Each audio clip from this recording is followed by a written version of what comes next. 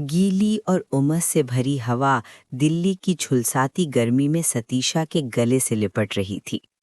Supermarket की part time shift खत्म करके जब वो शाम के बाजार से लौट रही थी तो उसके कदम असहनीय रूप से भारी लग रहे थे, मानो पैरों में सीमेंट भर दिया गया हो। दाहिने हाथ में पकड़े प्लास्टिक के बैग का वजन उंगलियों में चुभ रहा था। डिस्काउंट पर खरीदी गई चिकन की पुलियां और पनीर उसकी थकी हुई हथेलियों को और बोझिल बना रहे थे। नाक में चाट स्टॉल से उठती तेल की तीखी महक चुभ रही थी और धूल भरी सड़क से आती गर्म हवा की गंध सांसों में भर रही थी। ये वही गंध थी जो पिछले 40 वर्षों से उसकी जिंदगी के साथ जुड़ी हुई थी, पुरानी, थकी हुई और कभी न बदलने वाली। नया घर, पुरानी थकान। 45 साल पुराने दिल्ली के फ्लैट की सीढ़ियों पर हाथ से रेलिंग पकड़ते हुए सतीशा तीसरी मंजिल की ओर चढ़ रही थी। हर सीढ़ी पर उसके जोड़ों से खटखट की आवाज आ रही थी, जैसे उसकी हड्डियां आपस में टकराकर चरमरा रही हों। जब उसने दरवाजे का हैंडल पकड़ा तो अंदर से बेकार में चल रहे टीवी की आवाज सुनाई दी। सतीशा ने एक गहरी सांस ली, फिर थके हुए अंदाज में उसे धीरे धीरे छोड़ दिया और चाबी घुमा दी। आ गई, कहते ही उसके नथुनों में घर की पुरानी हवा भर गई। मसालेदार खाने की बासी गंध और जमी हुई धूल का मिला जुला असर। अंदर से कोई जवाब नहीं आया। लिविंग रूम में सोफे पर उसका पति सुरेश इस तरह लेटा हुआ था जैसे वो कोई बड़ा रिटायर्ड बिजनेसमैन हो। 2 साल पहले 67 साल की उम्र में एक छोटी कंपनी से रिटायर होने के बाद से उसका ज्यादातर वक्त इसी सोफे पर टीवी के सामने यूं ही बीत रहा था। ना अखबार पढ़ना, ना किसी काम में हाथ बटाना, बस स्क्रीन की रोशनी में नहाते रहना। सतीशा के लिए ये दृश्य अब घर का स्थायी हिस्सा बन चुका था। उसने बिना कुछ कहे सामान किचन में रखा। सिंक में दोपहर के खाने के बाद की थालियां और गिलास पड़े थे, जिन पर चावल के सूखे दाने चिपके हुए थे। उसके मन में फिर वही का ख्याल आया, लेकिन वो गले तक आकर वहीं रुक गया। उसने अपना हैंडबैग डाइनिंग टेबल की कुर्सी पर रखा। पूरे दिन खड़े रहने से उसके पैर सूज चुके थे और कमर में एक सुन्न सा दर्द बस गया था। वो जानती थी कि अगर इस वक्त कुछ बोलेगी तो शब्दों में नरमी नहीं होगी। डिनर बनाने के लिए उसने एप्रन बांधा ही था कि सुरेश ने सोफे से सिर उठाकर कहा, भूख लगी है ना? ये एक छोटा सा वाक्य सतीशा के दिल में किसी धारदार चाकू की तरह उतर गया। 40 साल से वो नौकरी से लौटकर सबसे पहले पति का खाना बनाती आ रही थी, चाहे वो कितनी भी थकी क्यों ना हो। भूखे पति के लिए किचन में खड़ी रहती थी। शुक्रिया जैसे शब्द तो कब के इस घर से गायब हो चुके थे, लेकिन 69 साल की उम्र में दिन भर टीवी देखकर इस तरह का आदेश, उसका हाथ वहीं रुक गया। उंगलियों से खून की गर्मी जैसे तेजी से उतरने लगी। बेटे कैशिक की शादी के समय भी वो ढंग से शगुन तक नहीं दे पाई थी। जब उसने कहा था, पैतृक जमीन का थोड़ा बहुत हिस्सा बेच दो, कुछ तो मदद हो जाएगी, तो सुरेश ने सिर हिलाते हुए कहा था, पूर्वजों को मैं मुंह कैसे दिखाऊंगा। भाभी यमुना की वो निराश और दया से भरी नजरें आज भी उसकी आंखों से ओझल नहीं हुई थीं। वो अपमान, वो चुप्पी, सब इसी आदमी की वजह से। अभी बनाती हूँ। उसकी आवाज मुश्किल से निकली। खुद उसे अपनी आवाज अजनबी सी लगी, ठंडी और सूखी। उसने फ्रिज में रखे बचे सामान से जल्दी जल्दी दाल बनाई और डिस्काउंट वाली चिकन की सब्जी भूनी। पूरे घर में बस चूल्हे की आवाज गूंज रही थी, जो उस भारी खामोशी को काट रही थी। टेबल पर सादा सा डिनर लगा दिया गया। सुरेश सोफे से उठे, बिना कुछ कहे कुर्सी खींच कर बैठे और टीवी का रिमोट पास ही रखा। चैनल बदलते हुए उन्होंने चम्मच उठाया। दाल का एक घूंट पीते ही उनकी भौहें सिकुड़ गईं। आज की दाल फीकी लग रही है और ये अचार भी कुछ ज्यादा ही खट्टा है। ये रोज की बात थी, रोज की शिकायत। आमतौर पर सतीशा हाँ जी कहकर बात टाल देती थी, लेकिन आज की रात कुछ अलग थी। उसने चम्मच टेबल पर रखा और उसकी खनक कमरे में गूंज गई। सुरेश ने हैरानी से टीवी से नजर हटाई और पहली बार सतीशा का चेहरा ध्यान से देखा। सतीशा उसके सामने न गुस्से में थी न रो रही थीं। वो बस शांत भाव से उसे देख रही थीं। उसकी हथेली में पसीना भर गया था और दिल की धड़कनें रात की खामोशी में साफ सुनाई दे रही थीं। आपसे कुछ बात करनी है। उसकी आवाज हल्की सी कांप गई। सुरेश ने झुंझलाकर कहा, खाने के वक्त क्या बात करनी है? सतीशा ने उसी पल फैसला कर लिया। उसने गहरी सांस ली। 40 साल के दबे हुए शब्द गले तक आ गए। मैं सुबह से शाम तक पार्ट टाइम नौकरी में खड़ी रहती हूँ। आप दिन भर टीवी देखते हैं, मेरी कमाई से बने खाने पर शिकायत करते हैं। मैं थक गई हूँ। सुरेश ने पलट कर कहा, फिर वही पैसे की बात। मैंने भी 40 साल काम किया है, थोड़ा आराम तो बनता है। ये आखिरी ट्रिगर था। सतीशा के शरीर से जैसे सारी ताकत निकल गई। अब उसे इस इंसान के लिए और मेहनत करने की कोई वजह नहीं दिखी। उसने तय कर लिया कि वो अपनी जिंदगी के बाकी दिन इसी तरह नहीं गंवाएंगी। कांपते होठों को दबाते हुए उसने साफ साफ कहा, हम तलाक ले लेते हैं। सुरेश के हाथ से चावल की थाली छूट गई। जोरदार आवाज के साथ सफेद चावल फर्श पर बिखर गए। वो उसे इस तरह देख रहे थे मानो किसी ने उनके सामने कोई अजनबी भाषा बोल दी हो। खामोश कमरे में टीवी की बनावटी हंसी बेकार में गूंज रही थी। 40 साल का बोझ जैसे उसके कंधों से उतर गया था। लेकिन आगे क्या था? सच में आजादी? सतीशा का दिल उस कमरे की तरह खाली और शांत हो गया था। तलाक के बाद की जिंदगी। जिला कोर्ट की ठंडी कोठरी में दोनों के कदमों की आवाज गूंज रही थी। तलाक के कागजों पर दस्तखत होते ही 40 साल का साथ अचानक बहुत छोटा लगने लगा। सुरेश ने आखिरी बार कांपती हुई आवाज में पूछा, सच में क्या ये ठीक है? सतीशा ने एक बार भी पीछे मुड़कर न देखा। उसकी नजरें सिर्फ आगे थीं। बाहर निकलते ही दोपहर की तेज धूप उसकी आंखों में चुभ गई। उसने हाथ से आंखों को छाया दी। उंगलियों के बीच से दिखता आसमान आज नीला और साफ लग रहा था। तो फिर ये 40 साल के रिश्ते की आखिरी बातचीत थी। वो पीठ फेर कर चल दी। अब उस बदबूदार फ्लैट में लौटने का कोई इरादा नहीं था। पीछे मुड़ने का मन हुआ, लेकिन उसने खुद को रोक लिया। स्टेशन की ओर उसके कदम अपने आप तेज हो गए। छाती में आजादी का एहसास उफान मार रहा था, जैसे बरसों से सीने पर रखा पत्थर उतर गया हो। नया घर स्टेशन से बस द्वारा 15 मिनट की दूरी पर था।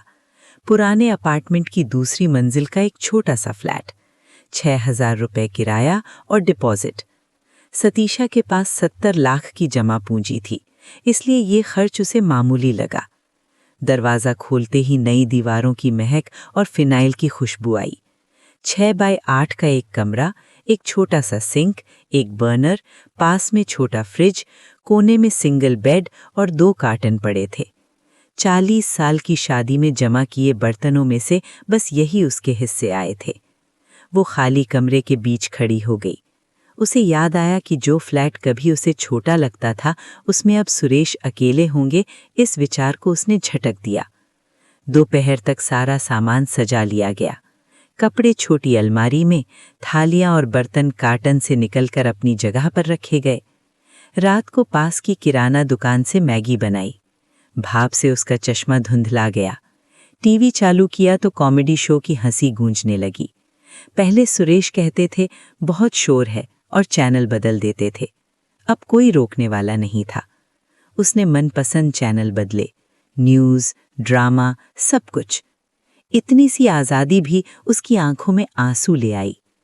मैं आज़ाद हूँ, वो बुदबुदाई, लेकिन उसकी आवाज़ खाली कमरे में कहीं खो गई। अब न डिनर की शिकायतें थीं, न गंदे बर्तन, बस शांति थी, बहुत ज्यादा शांति। टीवी बंद करते ही कानों में सन्नाटा बजने लगा। दीवार के पार पड़ोसियों की हलचल और घड़ी की टिक टिक ही दुनिया के होने का सबूत थी। बेड पर लेटते ही नई चादर की महक आई। आंखें बंद की तो पास में खर्राटों की कमी खलने लगी। वो आवाज जो हर रात उसकी नींद उड़ाती थी, आज अजीब तरह से याद आ रही थी। दिल में एक बड़ा सा खालीपन भर गया।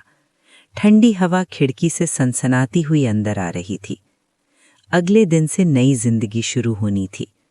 सुबह वही पार्ट टाइम नौकरी, शाम को वही लौटना। फर्क बस इतना था कि घर अब उसका अपना किला था। न किसी का खाना बनाना, न सफाई की मजबूरी। पहली बार उसके पास खुद के लिए समय और पैसा था। उसने बाजार से महंगा केक खरीदा, कैफे में बैठकर कॉफी पी, वीकेंड पर दोस्त के साथ पास के रिजॉर्ट चली गई। बैंक से पैसे निकालते वक्त उसे अजीब सी शान महसूस होती थी। ये मेरी कमाई है, मेरी जीत है, किसी को शिकायत करने का हक नहीं, वो खुद से कहती। लेकिन ये खुशी ज्यादा दिन नहीं टिकी। तलाक के कुछ महीनों बाद बैंक बैलेंस कम होता दिखने लगा। पार्ट टाइम नौकरी से 12,000 रुपए महीना आते थे। किराया, बिजली, खाना सब कुछ निकालकर कुछ बचता नहीं था। घूमना फिरना उसने जमा पूंजी से किया था। एक रात वो बेड पर लेटी लेटी हिसाब लगाने लगी। ये पैसे कितने दिन चलेंगे? 67 की उम्र में मैं और कितना जीऊंगी? अगर बीमार पड़ गई तो? अगर ये अपार्टमेंट भी पुराना हो गया तो? अंधेरे में चिंताएं राक्षस बनकर उसे दबाने लगी। ये शांति उसे भरेगी या खा जाएगी, वो तय नहीं कर पा रही थी।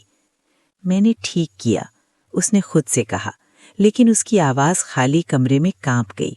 बेटे की चिंता। रविवार की दोपहर सतीशा छोटी कुर्सी पर बैठी ऊन बुन रही थी। तलाक के बाद ये उसका नया शौक बन गया था। धागे का खिंचाव उसके मन को कुछ सुकून देता था। खिड़की से पार्क में खेलते बच्चों की चीखें और पास बैठे दंपत्तियों की बातें सुनाई दे रही थीं। उन खुशहाल नज़ारों को देखते हुए उसका हाथ अचानक रुक गया। शीशे में उसे अपने सफ़ेद बालों वाला थका सा चेहरा दिखा। अकेला कमरा, अकेली वो। मैंने ठीक किया, उसने खुद को फिर समझाया। तभी डोरबेल बजी। वो चौंकी। उसके यहाँ कोई मेहमान नहीं आता था। झिझकते हुए उसने पीप होल से देखा। बाहर उसका बेटा कैशिक खड़ा था, थोड़ा असहज सा। कैशिक, क्या हुआ? उसने खुशी से दरवाज़ा खोला। पास ही आया था, वो हल्की मुस्कान के साथ बोला। वो अंदर आया और कमरे को देखने लगा। उसकी आंखों में चिंता साफ दिख रही थी। माँ, तुम अकेले यहाँ ठीक तो हो? एक इंसान के लिए ये कमरा परफेक्ट है, सतीशा ने कहा। सफाई आसान है, बिल भी कम आते हैं। उसने चाय बनाई। मजबूरी वो जानती थी, लेकिन बेटे से दया नहीं चाहती थी। शेल्फ से बिस्किट निकाले और नातिन यमुना के बारे में पूछा। फ़ोन पर उसकी तस्वीरें देखकर उसका चेहरा खिल उठा। बातें चलती रहीं, लेकिन कैशिक कुछ कहने में हिचक रहा था। आखिरकार वो बोला, माँ, मैं पापा से मिला था। हवा जैसे सख्त हो गई। सतीशा ने ऊन को और कसकर पकड़ लिया। हाँ, तुम हमेशा पापा से ज्यादा मिलते हो, उसने सपाट स्वर में कहा। कैशिक ने हल्की सी हंसी के साथ कहा, पापा भी अब अकेले वन रूम में रहते हैं, वही पुराना अपार्टमेंट। सतीशा चुप हो गई। उसकी आंखों के सामने गंदे कमरे में घुटनों के बल बैठे सुरेश की तस्वीर उभर आई। वो हेल्प सेंटर जा रहे थे, लेकिन 70 की उम्र में कोई नौकरी नहीं मिली। सिक्योरिटी की इंटरव्यू में फेल हो गए। उसकी आवाज़ भारी हो गई। कमरा भी बहुत गंदा है। चारों तरफ मैगी के खाली डिब्बे पड़े हैं। डिनर रेडीमेड खाते हैं। बहुत छोटा सा लग रहा था। सतीशा के सीने में जैसे सुई चुभ गई। उंगलियां ठंडी पड़ने लगीं। ये उनके कर्मों का फल है, उसने कांपती आवाज में कहा। 2 साल मैंने समझाया, लेकिन उन्होंने कुछ नहीं किया। अब मेरा उनसे कोई लेना देना नहीं है। वो खुद को सही ठहराने की कोशिश कर रही थी, लेकिन अपराध बोध भीतर ही भीतर रिस रहा था। कैशिक ने कहा, मैं समझता हूं माँ, लेकिन उसने सिर झुका लिया। जाते वक्त वो बोला, पापा बहुत उदास लग रहे थे। ऐसा लग रहा था जैसे उन्हें जीने का मन ही नहीं है। मुझे उनकी चिंता हो रही है। दरवाज़ा बंद हुआ। कमरा फिर खाली हो गया। जीने का मन नहीं, ये शब्द उसके कानों में गूंजते रहे। अगर वो सच में अकेले कुछ कर बैठे तो? वो ऊन वाली कुर्सी पर ढह गई। क्या उसका फैसला सही था? कोई जवाब नहीं मिला। मौसम बदला। पेड़ों की पत्तियां लाल होने लगीं, ठंडी हवा चलने लगी। तलाक को 1 साल हो चुका था। जिंदगी एक रस हो गई थी। पार्ट टाइम नौकरी, दोस्तों के साथ कभी कभार खाना और लंबी अकेली रातें। बैंक बैलेंस घटता जा रहा था, लेकिन उसे अब आदत सी हो गई थी। ठीक है, यही मेरा चुना हुआ रास्ता है। वो हर रात खुद से यही कहती। एक शाम पार्ट टाइम से लौटते वक्त उसे तेज बुखार चढ़ाया। पहले उसने इसे थकान समझा, लेकिन रात होते होते जोड़ों ने जैसे चीखना शुरू कर दिया। थर्मामीटर पर 104 दिखा। डर से वो जम सी गई। फ्लू था। वो बेड पर गिर पड़ी। सिर फट रहा था। शरीर गीले तौलिए जैसा भारी लग रहा था। पजामा पसीने से चिपक गया, लेकिन बदलने की ताकत नहीं बची थी। पानी पीना भी पहाड़ चढ़ने जैसा लग रहा था। अंधेरे में उसकी सिसकियां गूंजने लगीं। क्या वो बेटे को फोन करे? लेकिन वो नहीं चाहती थी कि वो अपने शादीशुदा जीवन में परेशान हो। दोस्त भी अपने अपने परिवारों में व्यस्त थे। उसे ये सब अकेले ही सहना था। रात सबसे बुरी थी। अकेलापन उसके डर को निगल गया। छत पर अजीब अजीब चेहरे उभरने लगे। दीवारें जैसे उसके साथ रो रही थीं। अगर वो मर गई तो?